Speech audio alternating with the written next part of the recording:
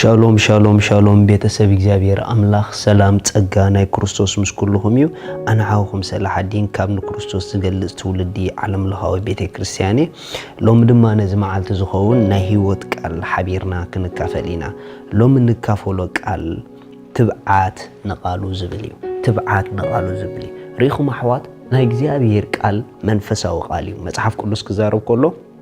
ቃለይ መንፈሴን ህይወቴን ይልዩ ስለዚህ እዚ መንፈስ ዝኾነ ቃሉ በትክክል ንዕኡ ዝኾን ድማ ናይ መንፈስ ትብዓት ካይደልዩ ነቲ ቃል ክትነብሮ ነቲ ቃል ከም ዝሰርሕ ክትገብሮ ነቲ ቃል ኣብ ህይወትካ ክትጥቀመሉ ነቲ ቃል ኣብ ህይወትካ ኣድማዕነቱ ክትርእየሉ በቲ ቃል ክሳዕ ክንደይ ተባዒኻ ውሳንነት ኣለዎ እዩ ስለዚ ቃል ኣምላኽ ንዕኡ ዝኾን መንፈሳዊ ትብዓት ኣለዎ እዩ ስለዚ ሎሚ ስለ ንቃሉ ትብዓት ገለ ክንካፈል ኢና ግብረ ሐዋርያት ምዕራፍ 4 ሓደ ጊዜ ንሐዋርያት ኩሎም ምስተስኡዎም መንግስቲ ተርፍ ቶማብት ጊዜ ዝነበሩ መራሕቲ እምነታት ኣይተርፉ ሃይማኖት ኣይተርፉ ኩሎም ምስተስኡዎም ኣቅድሙ ጎይታ ንቃሉ ንስም ኢየሱስ ብኡኡ ትእምርትን ተኣምራትን ክገብር ንእግዚአብሔር ኣምላኽ ናይ ቃሉ ትብዓት ደልዮም ኣቅድሚኦም ምስ ቀረቡ ከምዚ ኢሉ መጽሐፍ ቅዱስ ኣብ ግብረ ሐዋርያት ምዕራፍ 4 ካብ ጥቕሲ 29 ሕጂ ድማ ጎይታዬ ናብ ምፍርርሆም ረአ بسم اتي قدس ودخا يسوس محواي حموماتن تأمرتن تأمراتن كهون إدكا زرقح نباروتكا دما بخلو تبعت قالكا كزارو بحبهم ريخم بخلو تبعت نقالكا كزارو بحبهم مسلمنو خاء اتاتا اكيبهم لازلو سفرا تناوتت كلاتهم كاء منفس قدس ملؤو قال أملاخون بتبعت تزاربو واو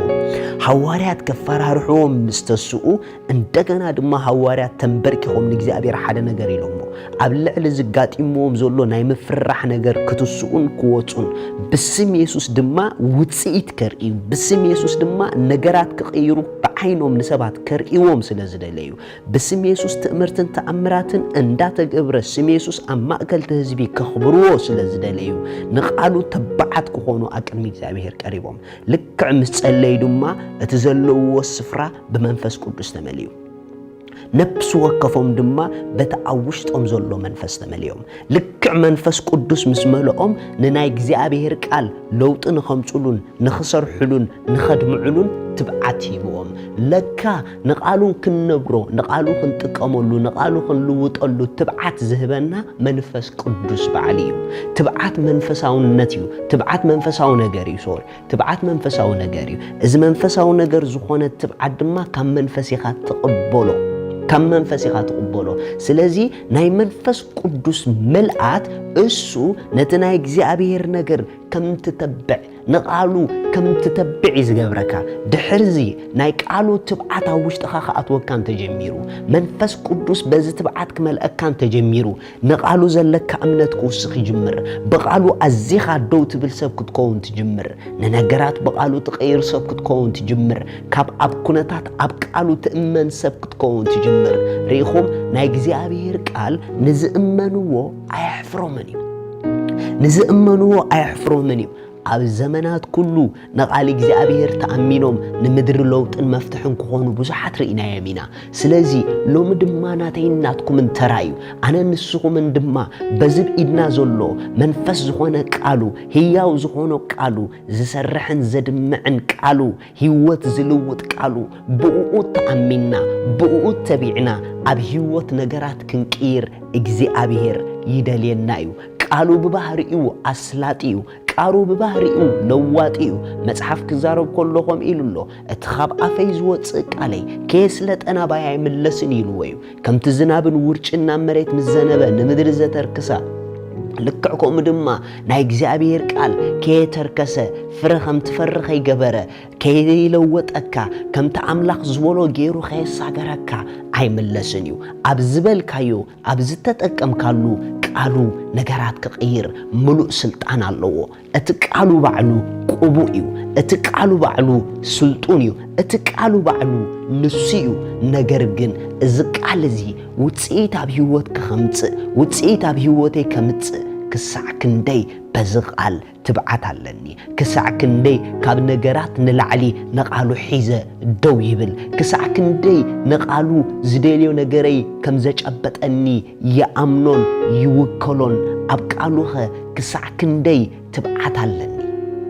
ريخم أحوات بقالو بمنفس قدوس كنتبع عند حرجة ميرنا دحريو أمتنا دليتنا كاب كل نجار كإلا يدجمر كاب قالو طرحينا خنصبه نجمر بادونت اب كبابي خندهراكي እግዚአብሔር ጓሳዬ ዝጎድለኒ ብለኝ ዝብል ቃል ተባዕት ኾኑ ሞነ ተቃሉ ኣብቲ ባዶነትኪ ደው ኢልኪ ኣነ ዝጎድለኒ ብለኝ ኩሉ ብኩሉ መሊእለይ ክትብል ትጅምሪ ንመንታይ ተተባሃለ ልዕሊ ትርእዮ ክትወጽእ ዝገበረኪ ነቲ ህያው ዝኾነ ቃል ዘለክ ትብዓትዩ ነቃሉ ዘይተባዓት ግን ብኹነታቶም ይምዝውሰዱ ነቃሉ ዘይተባዓት ግን ብነገራተን ይንዝውሰዳ ትብዓት ይብለንን በተቃሉ ንነገራት ከቀይራ ስለዚ ኣነ ንስኹምን ሎሚ ካብ ናይ መንፈስ ቅዱስ መልአት ዝተላዕለ በዝቃል እዚ ኣብ ህይወት ተባዓት ክንከውን ይግበአና እዩ በዝቃል ተተቢዕና ድማ እዚ ቃል ውጽኢት ከርኤና እዩ መጽሐፍ ቅዱስ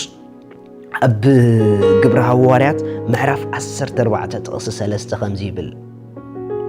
أبو نوح ورحت تقمطو بتي تأمرتن تأمراتن بقداوم إنا جبرة نقال تسقو مسكر ذهب قويتا تأمينهم بتبعد تزاربو واو ريخم أبتبوتات نوح ورحت كأمط أزجبرهم نقالو زلوهم تبعتهم كيروهم مخنياتو نقال تسقو بتأمرتن تأمراتن دتسن عملهم زلو سلازا أمنو حوي حفتي لو ما حدا نجركم لكم نتقال أمنو بتقال تبعتكم اتقال أي كحفركم منيو قالوا ببحريو أي حفرنيو قالوا نزت تأمنوا أمنيو نزت تتقعوا دقافيو نزق أربوا العلن قرابنيو سلازي نايجزي أبيهر قال نتأمنوا لما السدما كأمن النايو نايجزي أبيهر قال تبعت نخونمو نسو نعلمنا كلوطيو نعلمنا كتصبقيو نعلمنا كغيريو مخنياتو قالوا ببحريو لواتيو سلازي بمنفس قدوس نقال أملاخ تبعت نخون سلازي كلنا كمزيلنا نعوج እግዚአብሔር አቦ ስለዚህ ሕያው ቃልካ ስለተዘስልት ቃልካ የመስግነካለሁ ቃልካ አመንፈሰይ ስለዘሃብካኒ የመስግነካለሁ አነ ንህይወት በቃልካ ዝነብራ ነቃልካ ጥራሄ ኣብ ህይወት ዘአምኖ መንበሪይ ቃልካ እዩ ኃይለይ ቃልካ እዩ ትምክሕተይ ቃልካ እዩ እምነተይ ቃልካ እዩ ቃልካ ሕያውን መስለጥን ስለዝኾነ በዘቃልዚ ንዓለመይ ይጸብቆለኹ ንዓለመይ ይፈጥሮለኹ ንዓለመይ ናብ ክብሪ በቃልካ የሳግሮለኹ